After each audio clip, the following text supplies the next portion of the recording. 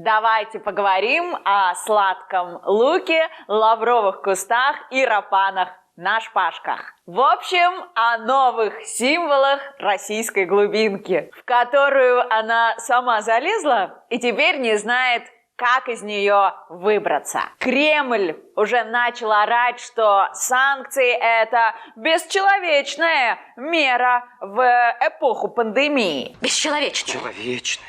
Бессердечная. Сердечная. Вот им и описали вариант, чтобы человеки в России не страдали. 3 американских дипломата предложили России уйти с Донбасса и вернуть Крым в обмен на снятие всех санкций. Это предложение очень обидело победителей половцев и печенек. Коронавирус проникает даже в головной мозг сразу. Да. Вот. Я думаю, что это именно этот процесс. Потому что, ну, слушайте, ну тогда давайте, вы верните тогда там часть своей территории Мексики, там сначала подумайте, там даже там Манхэттен своим индейцам за бусы купили. Да, а то договорятся, что... Бог с ним, с Манхэттеном. Форт Росс. Да, Красивое место. Под этот шумок по коронавирусу пускай смотрят, как мы Аляску назад не забрали. Вы под шумок можете только джина под одеяло пустить. И потом еще пару раз под одеяло заглянуть с проверкой. Вы же официально продали Аляску. Ваш царь Александр II подписал соответствующий договор. Причем продал же за хуйню 7,2 миллиона американских долларов.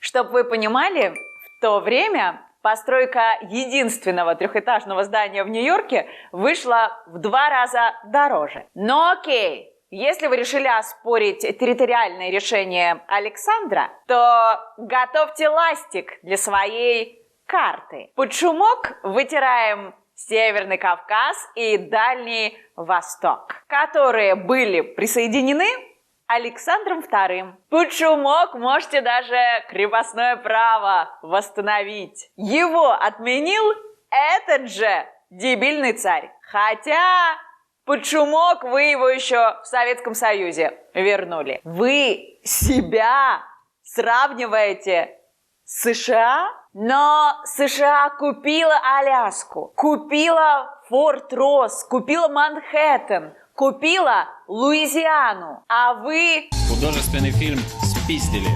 Тупо мародеры. Мы принимаем Конституцию сегодня, где вообще, ну просто разговоров про это быть не может. Разговоров быть не может. И 100% это уже именно так. В Крыму там все рады этому делу. Я вам точно скажу, Гордей, там рады тому, что такая Конституция будет, что уже обсуждение даже не может быть. Тю, у нас тоже такая же Конституция, по которой нельзя ничего отчуждать. И что...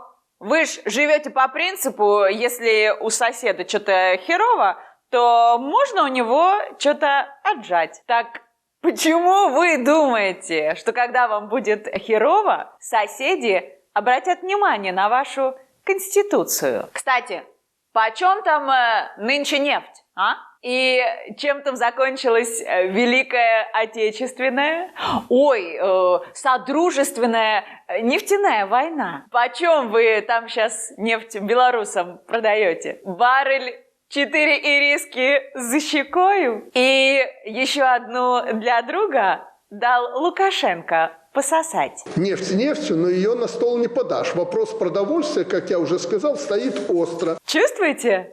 Приближение пиздеца. Мы прекрасно понимаем, что даже если нефть будет бесплатна, мы прекрасно переживем этот период. Не, ну понятно, Рудольфович, что ты нормально переживешь этот период. Потому что чем хуже стране, тем больше на вас, говнососов, выделяют денег. В 2020 году на ВГТРК выделили 24 миллиарда рублей. Как бы плохо не было России, на Соловьеве кимоно все равно будет трещать. Ведь каждый россиянин знает, если его страна перестанет торговать нефтью, то все у него будет Заебца. Перечислю очевидные плюсы. Увеличится количество изысканных рецептов супа из валежника и шифера. В карту уютных мест, где можно уколоться и хапануть,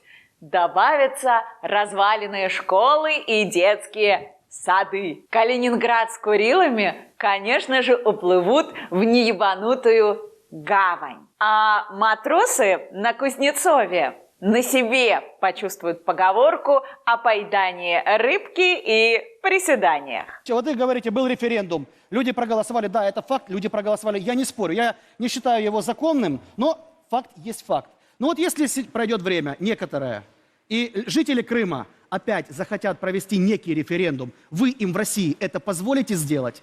Ну вот как захотят, обсудим с там ними. Это наши к этому граждане. вопросу. Нет, Но мы с ними пока они обсудим. тоже не хотят. Это наши А граждане. категорически Или будете блокировать и кричать сепаратисты? Это, же вы так конечно, будете будем делать. говорить, что сепаратисты. Они к нам пришли, и никто не собирается Или кто-то отделяться. собирается- Ну что, крымчане, добро пожаловать в родную гавань строгого режима. Как там ваше право на самоопределение? Кажись, оно знатно обоссано. Вот как-то так. Пришли к братьям. Сидите тихо и не выебывайтесь. А если захотите самоопределиться в братской свободной стране, то вас разъебут как Чечню. Вот массовое обращение к царю-батюшке и челобитное на коленях приветствуется. Если повезет, глядишь, намироточит вам на лицо.